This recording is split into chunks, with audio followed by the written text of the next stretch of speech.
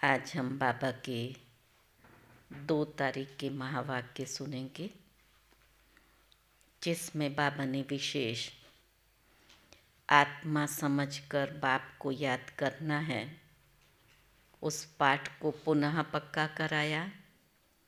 साथ ही साथ बाबा ने कहा कि जब तुम भाषण करते हो तो भी पूछो कि अपने को आत्मा समझकर बैठे हो।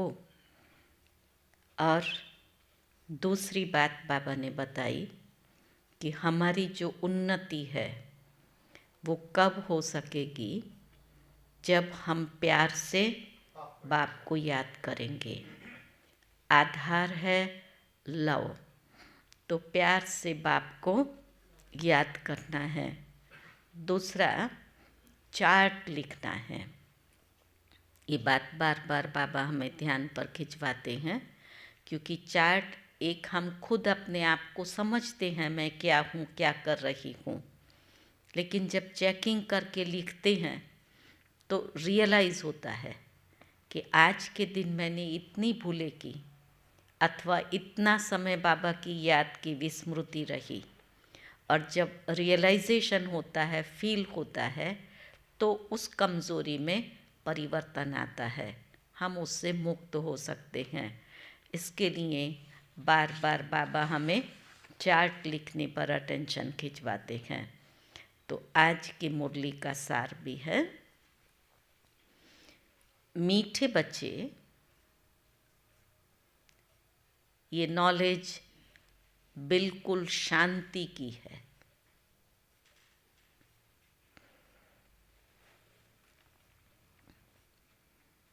इसमें कुछ भी बोलना नहीं है,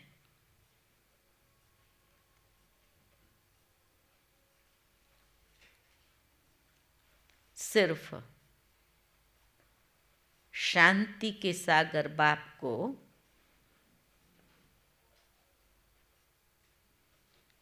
याद करते रहो।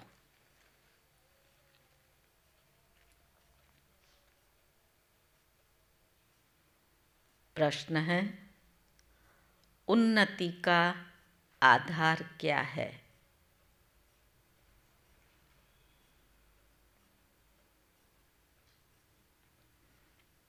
बाप की शिक्षाओं को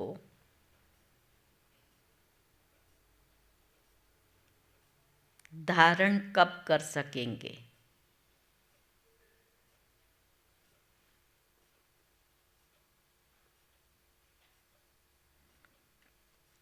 तो बाबा ने कहा है, उन्नति का आधार है लव।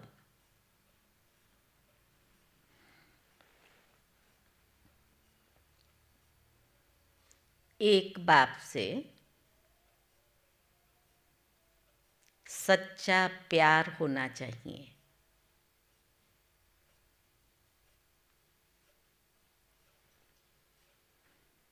नज़दीक रहते भी यदि उन्नति नहीं होती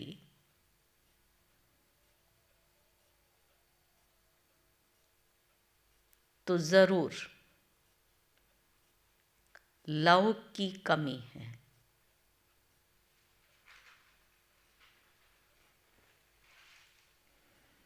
लव हो तो बाप को याद कर सके।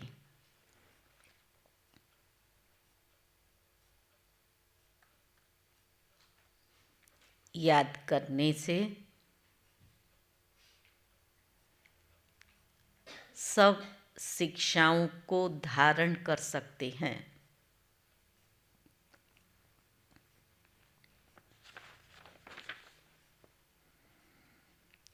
उन्नति के लिए अपना सच्चा सच्चा चार्ट लिखो।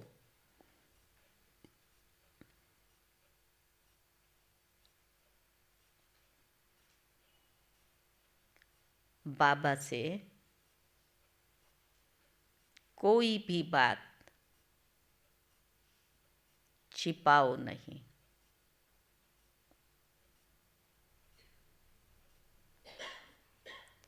आत्म अभिमानी बनते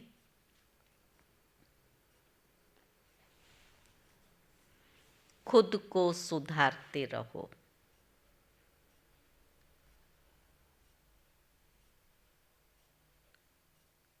ओम शांति। बच्चे, अपने को आत्मा समझकर बैठो और बाप को याद करो। ये बाबा का पहला महावाक्य आज का। आत्मा समझकर बैठो और बाप को याद करो। बाबा पूछते हैं, जब भी कहाँ सभा में भाषण करते हो तो घड़ी घड़ी ये पूछते हो कि तुम अपने को आत्मा समझते हो या देह। अपने को आत्मा समझकर यहाँ बैठो। आत्मा ही पुनर्जन्म में आती है। अपने को आत्मा समझ परम पिता परमात्मा को याद करो। बाप को याद करने से तुम्हारे विकर्म विनाश होंगे। इसलिए योग को कहा जाता है अग्नि। बाप निराकार बाप निराकारी बच्चों को कहते हैं, मुझे याद करने से तुम्हारे पाप कट जाएंगे और तुम पावन बन जाएंगे। फिर तुम मुक्ति जीवन मुक्ति को पाएंगे। पाप कटे, आत्मा पावन बनी तो मुक्ति जीवन मुक्ति को पाएंगे। सभी को मुक्ति के बाद जीवन मुक्ति में आना है ज़रूर। अच्छा, सभी को, हम तो आएंगे ही, लेकिन अन्य आत्माओं को भी बाबा कहते हैं, क्योंकि जिस समय वो नीचे उतरती हैं तो वो उनकी सतो प्रधान अवस्था है। तो घड़ी घड़ी ये कहना पड़े कि अपने को आत्मा निश्चय करके बैठो। अभी प्रैक्टिस करेंगे कि मैं आत्मा बाबा से सुन रही हूँ। भाइयों और बहनों, अपने को आत्मा समझ बैठो और बाप को याद करो। ये फरमान बाप ने ही दिया है। ये है याद की यात्रा। बाप कहते हैं, मेरे साथ बुद्धि का योग लगाओ तो तुम्हारे जन्म जन्मांतर के पाप भस्म हो जाएंगे। ये घड़ी घड़ी तुम याद कराएंगे, समझाएंगे, तब समझेंगे कि आत्मा अविनाशी है और देह विनाशी है ना। बार बार उनको पूछो, याद कराओ, तब बाबा ने कहा इस बात को वो समझ सकेंगे कि आत्मा अविनाशी है। अब बाप कहते हैं, अविनाशी आत्मा ही विनाशी देह धारण कर पार्ट बजाए एक शरीर छोड़ दूसरा लेती है। आत्मा का स्वधर्म तो शांति है। वो अपने स्वधर्म को भी नहीं जानते हैं। अब बाप कहते हैं, मुझे याद करो तो तुम्हारे विकर्म विनाश होंगे। तो मूल बात ही ये है, आत्मा समझकर बाबा को याद करना। पहले पहले तुम बच्चों को यही मेहनत करनी है। क्या याद में तो बैठे हैं, बाबा से रू रिहान कर रहे हैं, लेकिन आत्मा समझना तब विकर्म विनाश होंगे। तो ये मेहनत करनी है। बेहद का बाप आत्माओं को कहते हैं। इसमें कोई भी शास्त्र आदि उठाने की बात नहीं है। तुम गीता का मिसाल देते हो तो भी कहते हैं, सिर्फ गीता उठाते हो, वेदों का नाम क्यों नहीं लेते हो? वो तो वेद शास्त्र उपनिषद सबको मानते हैं ना, तो तुम गीता का मिसाल ही सिर्फ क्यों देते हो, वेदों का नाम नहीं लेते? तो बाबा ने कहा, उनसे पूछो वेद किस धर्म का शास्त्र है? गीता तो आदि सनातन देवी देवता धर्म का शास्त्र है। तो जो ऐसे प्रश्न करते हैं तो तुम उनसे पूछो कि वेद किस धर्म का शास्त्र है? कहते हैं आर्य धर्म का। तो बाबा ने कहा, आर्य किसको कहते हैं? बाकी हिंदू धर्म तो है नहीं, आदि सनातन तो है ही देवी देवता धर्म। जो ना वो आर्य कहते हैं, तो उनको समझाओ ये क्या है। आदि सनातन तो है ही देवी देवता धर्म, बाकी हिंदू धर्म तो है ही नहीं। फिर आर्य कौन सा धर्म? आर्य तो आर्य समाजियों का धर्म होगा ना। आर्य धर्म तो नाम ही नहीं है। हिंदू धर्म कहेंगे, सनातन कहेंगे, आर्य तो बाबा कहता है कोई धर्म ही नहीं है। आर्य धर्म किसने स्थापन किया? तुमको तो वास्तव में गीता को भी नहीं उठाना है।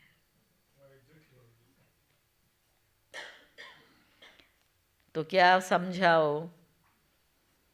पहली बात है, अपने को आत्मा समझ, बाप को याद करो तो सतो प्रधान बन जाएंगे। इस समय सब हैं तमो प्रधान। पहले पहले तो बाप का ही परिचय देना है, महिमा भी बाप की करनी है।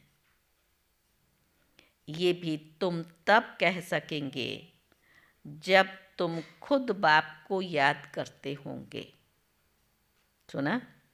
दूसरों को याद कब दिला सकेंगे? जब तुम खुद करते होंगे तब तो दिला सकेंगे ना। इस बात की बच्चों में कमजोरी है। बाबा राइट कह रहा है।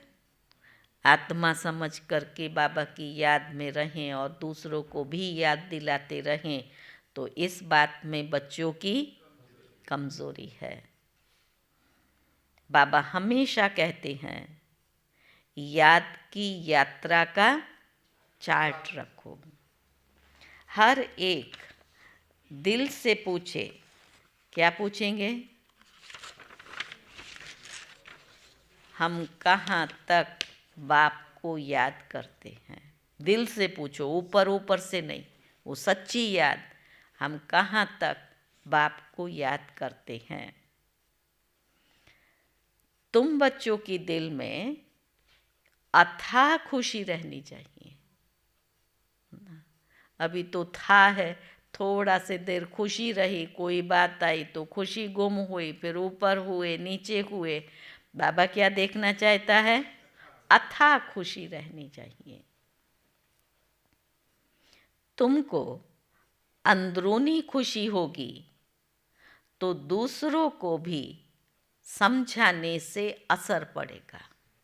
क्या खुशी तो एक स्थिति हुई ना आंतरिक, तो जब उस खुशी की स्थिति से आप किसी को समझाएंगे तो दूसरों पर भी असर पड़ेगा। एक है रट लिया, पढ़ लिया, सुना दिया, वो अलग चीज़ है, लेकिन प्रभाव किस चीज़ का पड़ेगा? अपनी आंतरिक स्थिति का।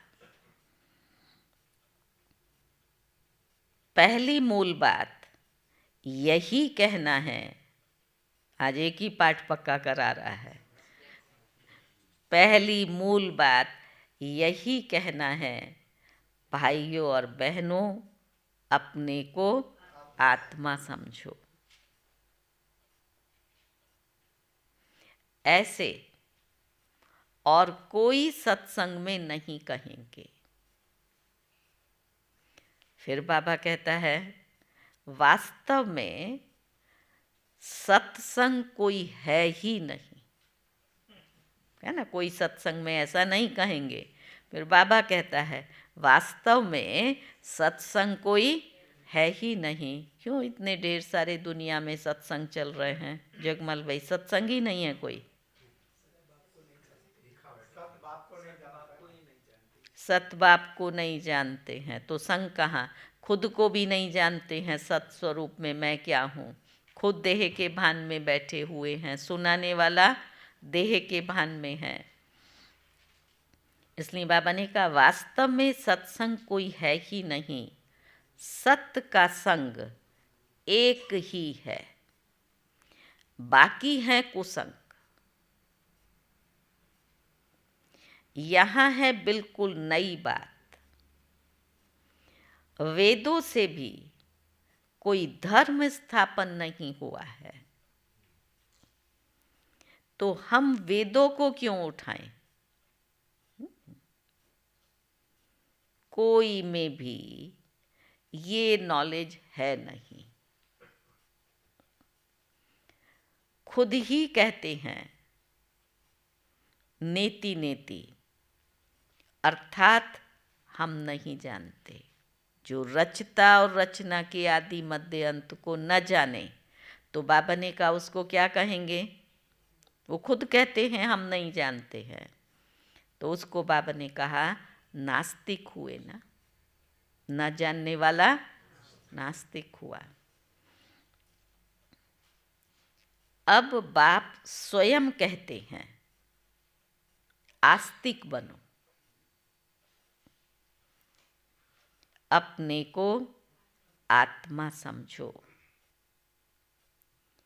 ये बातें गीता में कुछ हैं, नहीं कहता आटे में लून, तो कुछ हैं, इसलिए उनका बाबा मिसाल देते हैं या बच्चे समझाते हैं।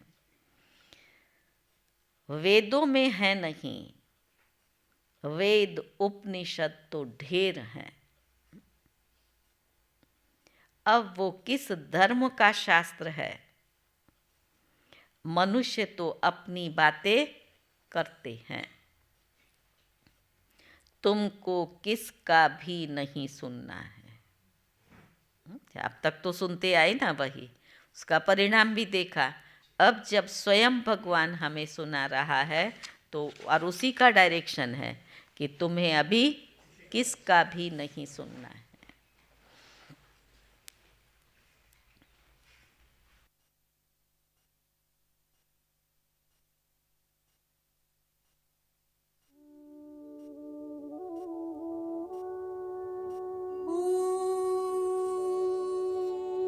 शांति।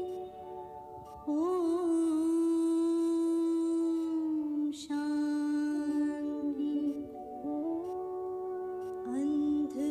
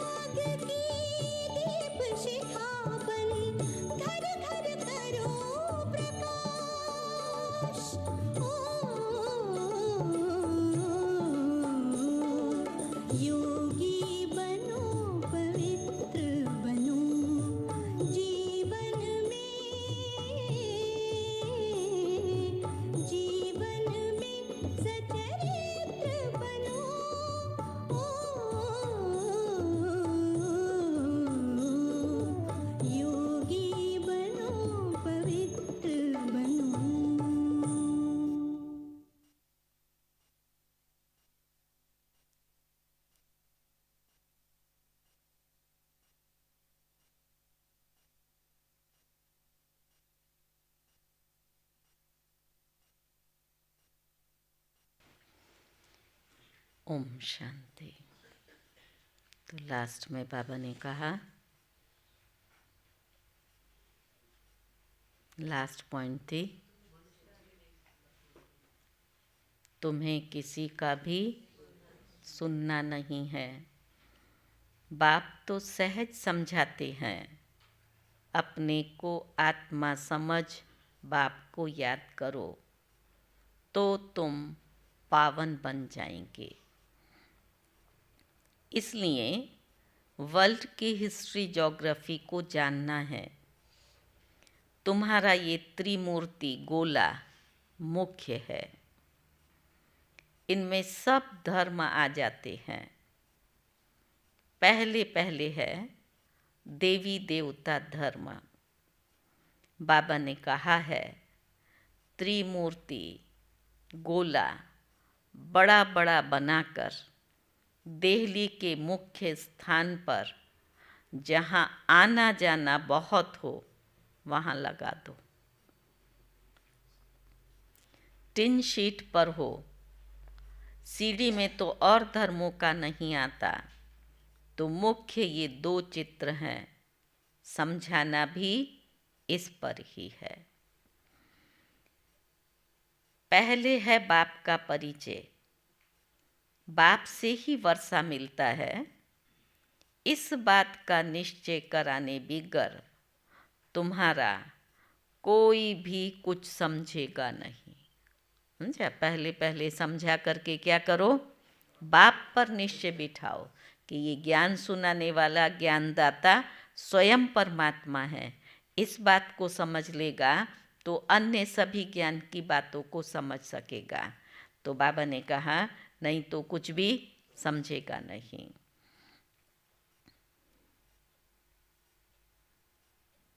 तो बाबा ने कहा एक बाप को ही नहीं समझा है तो दूसरे चित्रों पर ले जाना फालतू है। अलफ को समझने बिगर कुछ भी समझेंगे नहीं। बाप के परिचय बिगर और कोई बात नहीं करो। अभी शिव जयंती आ रही है ना, समझाना है ना, तो बाबा कहता है बाप के परिचय बिगर और कोई बात नहीं करो। बाप से ही बेहद का वर्षा मिलता है। बाबा ख्याल करता है, ऐसी सहज बात भी क्यों नहीं समझते हैं। इतना सहज बात है, ज्ञान है, तो भी बाबा को लगता है ये क्यों नहीं समझते हैं। तुम्हारी आत्मा का बाप वो शिव है, उनसे ही वर्षा मिलता है। तुम सब आपस में ब्रदर्स हो। जब इस बात को भूलते हो तब तमो प्रधान बनते हो। अब बाप को याद करो तो सतो प्रधान बन जाएंगे। तो मूल बात है ही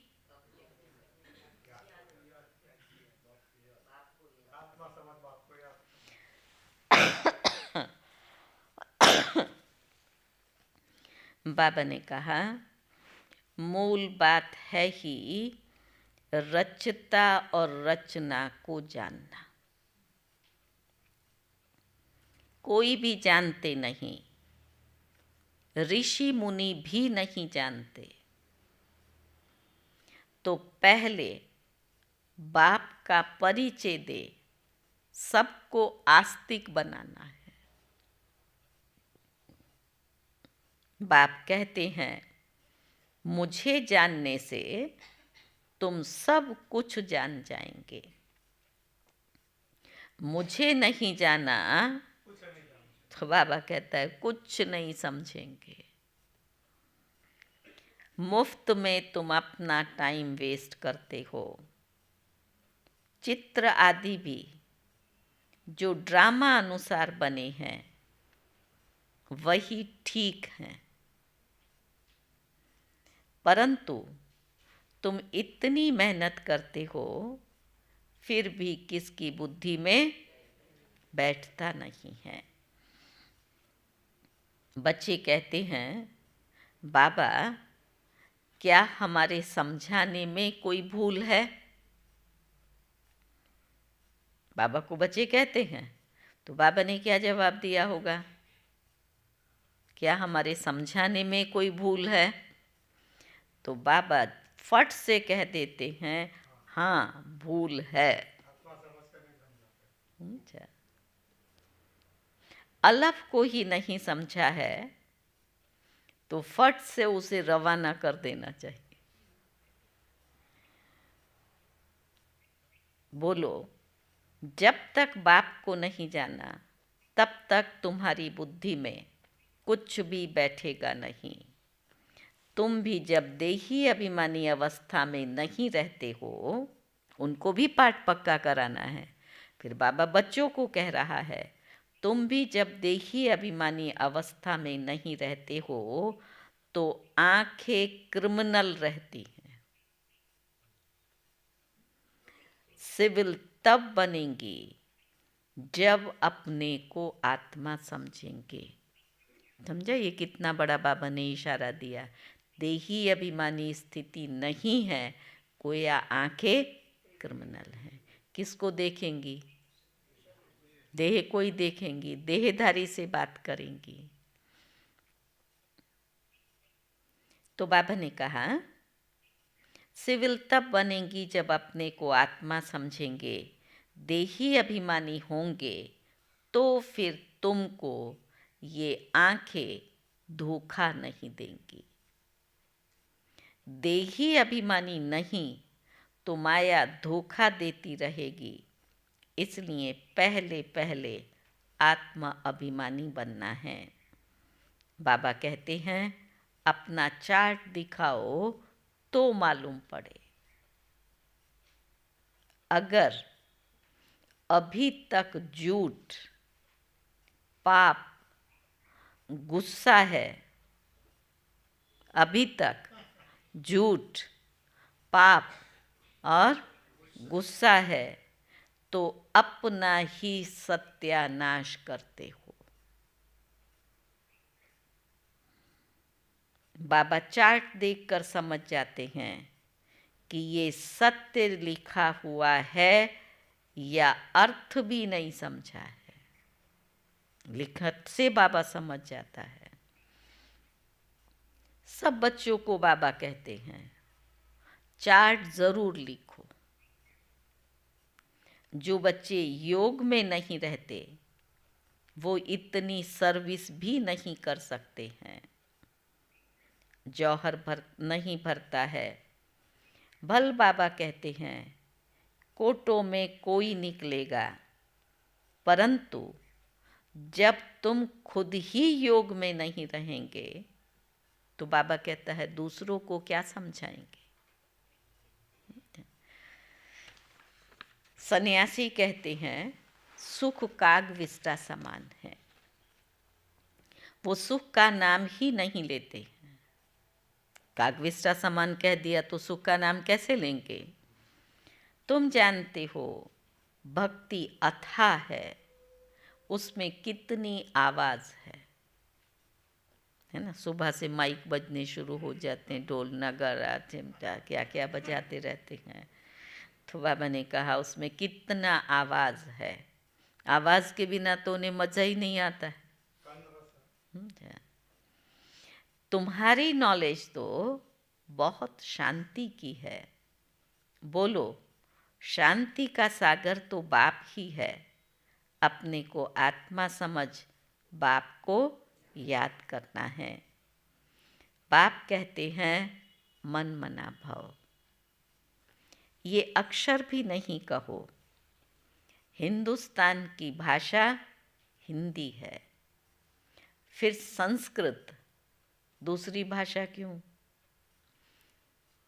अब इन सब भाषाओं को छोड़ो। ये भाषा, तो बाबा कहता है इन सब भाषाओं को छोड़ो। पहले क्या करो? पहले तुम भाषण करो कि अपने को आत्मा समझो। इस भाषा को जिसने समझ लिया वो श्रेष्ठ भाषा है। बहुत हैं जो अपने को आत्मा भी नहीं समझ सकते हैं, याद ही नहीं कर सकते हैं। अपने घाटे को कोई समझ न सके, कल्याण तो है ही बाप की याद में। और कोई सत्संग में ऐसे नहीं कहते कि अपने को आत्मा समझ बाप को याद करो। बच्चे कभी बाप को एक जगह बैठकर याद करते हैं क्या? उठते बैठते बाप की याद है ही। वो बच्चा लौकिक का मिसाल दे रहा है। कोई एक जगह बैठ कर के थोड़ी अपने बाप को याद करता है, हर जगह चलते फिरते उसकी याद है। आत्म अभिमानी बनने की प्रैक्टिस करनी है। तुम बहुत बोलते हो, इतना नहीं बोलना चाहिए। सुना, लंबा लंबा समझाते हैं ना, ऐसा है वैसा है ये है वो है, कहाँ कहाँ के मिसाल देंगे। तो बाबा ने ये कंट्रोल किया, बहुत बोलते हो, इतना नहीं बोलना चाहिए। मूल बात है याद की यात्रा की। योग अग्नि से ही तुम पावन बनेंगे। इस समय सब दुखी हैं, सुख मिलता ही है पावन बनने में।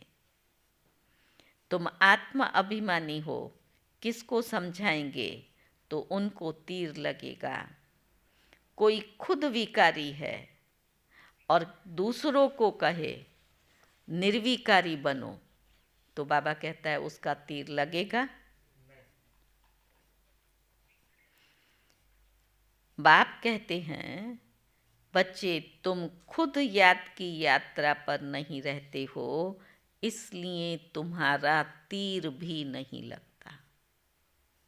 सुना, ये कमज़ोरी बताई, करेक्शन बाबा ने दिया कि याद की यात्रा पर नहीं हो इसलिए तुम्हारा तीर भी नहीं लगता। अब बाप कहते हैं, अब क्या कहा? अब बाप कहते हैं बीती सो बीती। अब तक जो किया भले जैसे किया, बीती सो बीती। अब क्या करो? वो तो बीत गया, नहीं किया। पहले अपने को सुधारो। घड़ी घड़ी आत्मा की समझने की, आत्माभिमानी स्थिति की प्रैक्टिस करो। बीती सो बीती, पहले अपने को सुधारो। दिल से पूछो, हम अपने को आत्मा समझ बाप को कितना याद करते हैं। जो बाप हमको विश्व का मालिक बनाते हैं, हम शिव बाबा के बच्चे हैं, तो ज़रूर हमको विश्व का मालिक बनना ही है। वही एक माशूक आकर तुम्हारे सामने खड़ा हुआ है, तो तुम्हारा उसके साथ बहुत लव होना चाहिए। इसलिए अभी माशूक को बाबा ले आया, वो तो फेमस है ना, आशुक माशूक का प्यार। तो ये बाबा कहता है तुम्हारे सामने खड़ा है, उनके साथ बहुत लव होना चाहिए। लव माना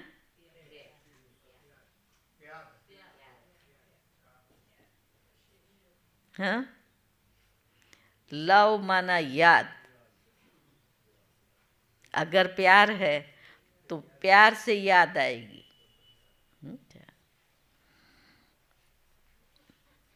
शादी होती है तो पति का स्त्री के साथ कितना लव होता है। तुम्हारी भी तो सगाई हुई है ना।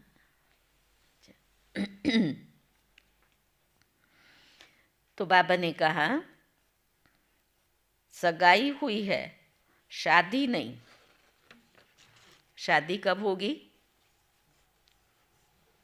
सगाई अभी हुई है तो शादी कब होगी? बाबा ने कहा वो तो जब विष्णुपुरी में जाएंगे।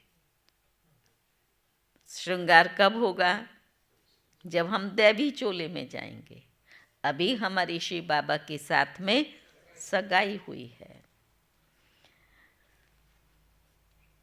तो बाबा ने कहा वो तो जब विष्णुपुरी में जाएंगे पहले शिव बाबा के पास जाएंगे, फिर ससुर घर जाएंगे। सगाई की खुशी कम होती है क्या? समझा? बाबा कहता है सगाई की खुशी कम होती है क्या? पक्का तो हो गया ना, जो अब तक संकल्पों में क्या होगा, किसके घर जाएंगे, कैसा पति मिलेगा, उसका तो एंड आ गया ना। इंतज़ार करते हैं। समझा? हमने भी इंतज़ार किया कब भगवान मिलेगा, अब मिल गया, सगाई हो गई, तो फिर याद जुट जानी चाहिए, या उसको याद कराना पड़ता है, तुम मुझे याद करो। बाबा ने कहा सगाई की खुशी कम होती है क्या? सगाई हुई और याद पक्की। सतयुग में भी सगाई होती है, परंतु वहाँ सगाई कभी टूटती नहीं है। अकाले मृत्यु नहीं होती, यहाँ तो ये तो यहाँ होती है। तुम बच्चों को भी गृहस्थ व्यवहार में रहते पवित्र बनना है। भल बहुत नज़दीक भी रहते हैं, फिर भी उन्नति नहीं होती। जो उस लव से आते हैं उनकी बहुत उन्नति होती है। याद से नहीं तो लव, याद ही नहीं तो लव भी नहीं। अच्छा, याद नहीं तो प्यार नहीं। याद प्यार कहते हैं ना, तो बाबा ने कहा याद नहीं तो लव भी नहीं। तो उनकी शिक्षाओं को भी धारण नहीं कर सकते हैं। भगवान उवाच, तुम बच्चे सबको यही पैगाम दो कि काम महाशत्रु है, जो आदि मध्य अंत दुख देता है। तुम तो पवित्र सतयुग के मालिक थे, अभी तुम गिरकर गंदे बन पड़े हो। अब ये अंतिम जन्म फिर से पवित्र बनो। कामचिता पर बैठने का हथियाला कैंसल करो। तुम बच्चे जब योग में बोलेंगे तब किसकी बुद्धि में बैठेगा? आज उसको बाबा पक्का करा रहा है। उनको भी आत्मा का पाठ पक्का कराओ, तुम खुद भी।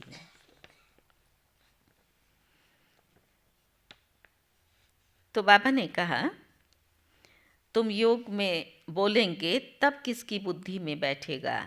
ज्ञान तलवार में योग का जौहर चाहिए। पहली मुख्य है एक बात।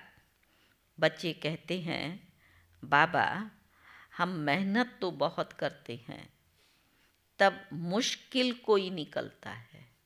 समझाने की मेहनत करते हैं, मुश्किल कोई निकलता है। तो बाबा ने क्या कहा होगा? हम मेहनत बहुत करते हैं, अच्छा, मुश्किल कोई निकलता है, उनकी तकदीर। कल पहले समझा है वो समझेगा। बाबा कहते हैं योग में रहकर समझाओ, ट्रायल करो, समझा?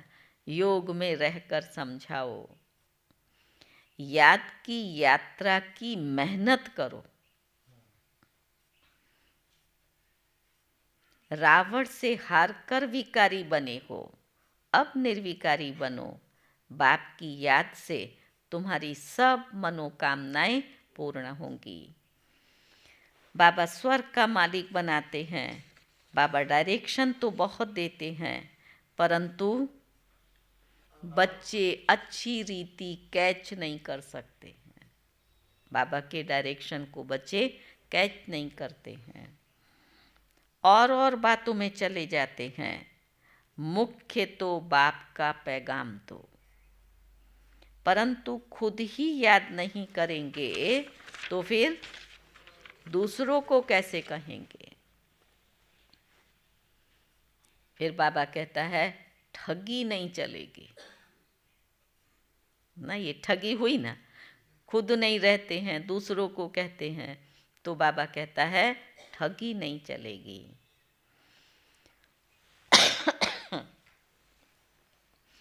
दूसरों को कहे विकार में नहीं जाओ, खुद जाए तो ज़रूर दिल खाएगी। ऐसे भी ठग हैं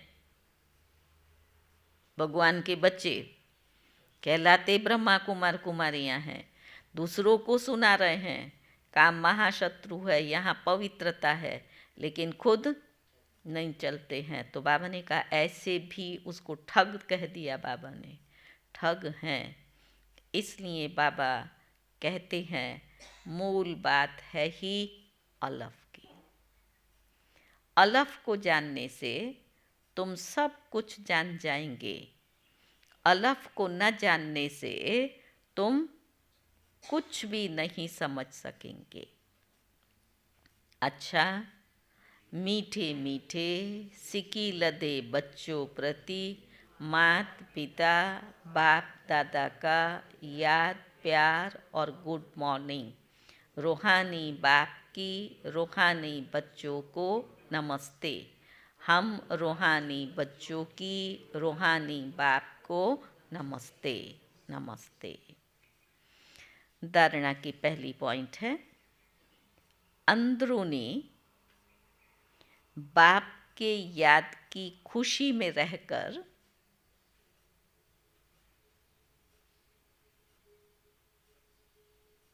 फिर दूसरों को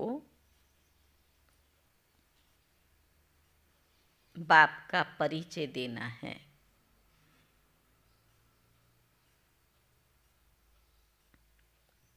सबको एक बाप की महिमा सुनानी है।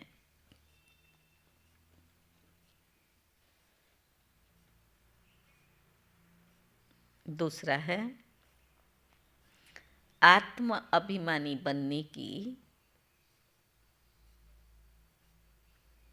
बहुत प्रैक्टिस करनी है।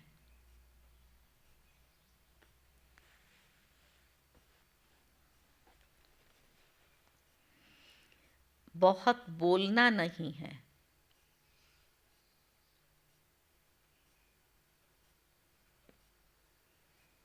बीती सो बीती कर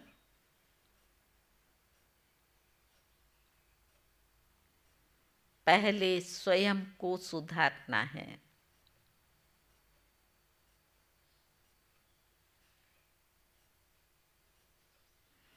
याद की यात्रा का सच्चा चार्ट रखना है।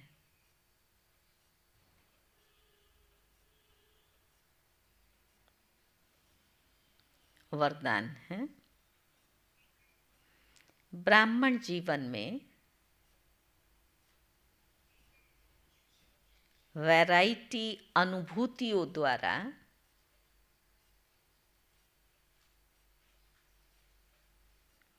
रमणीकता का अनुभव करने वाले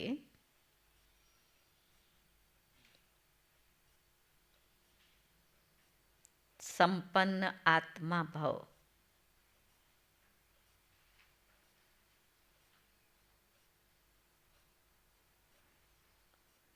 जीवन में हर मनुष्य आत्मा की पसंदी वैरायटी है, एक ही चीज़ नहीं पसंद आती है, वैरायटी है।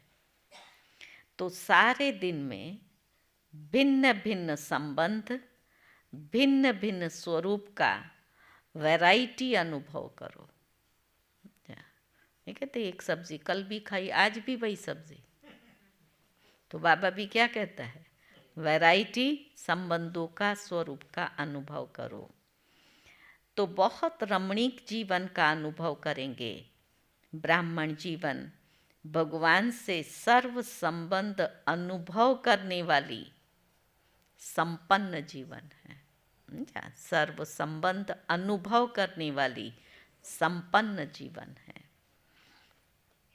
इसलिए एक भी संबंध की कमी नहीं करना।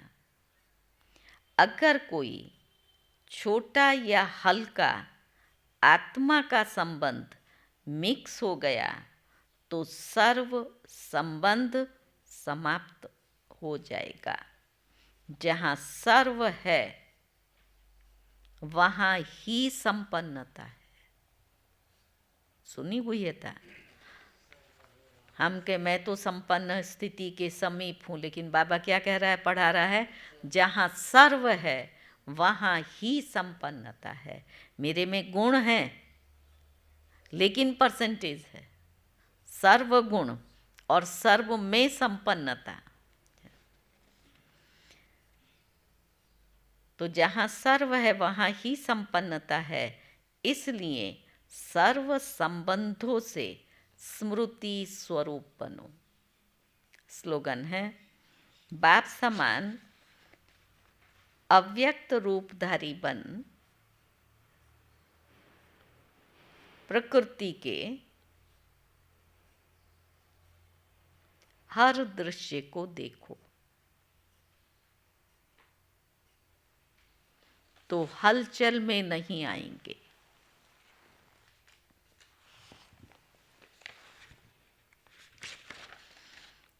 आज का स्वमान है, मैं बेफिक्र बादशाह हूँ।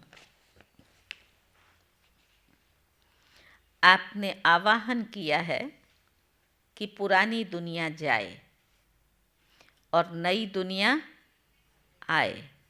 ये किया हमने आवाहन। हमारी तपस्या क्या है, बस नहीं कहते हैं बाबा कब परिवर्तन होगा, तो ये पुरानी दुनिया जाए और नई दुनिया आए तो ज़रूर नीचे ऊपर होगी, तब तो जाएगी ना। नीचे वाली ऊपर होगी और ऊपर वाली नीचे जाएगी ना। इसलिए कुछ भी हो आपको बेफिक्र रहना है। ऊपर नीचे हो, हलचल हो, क्या भी हो, लेकिन आपको बेफिक्र रहना है। ये कितनी गहरी ऊंची स्थिति है। इतना सा कुछ होता है तो फिक्र लग जाती है, चिंतन शुरू हो जाता है। और बाबा कहता है कुछ भी हो, स्थिति बेफिक्र हो।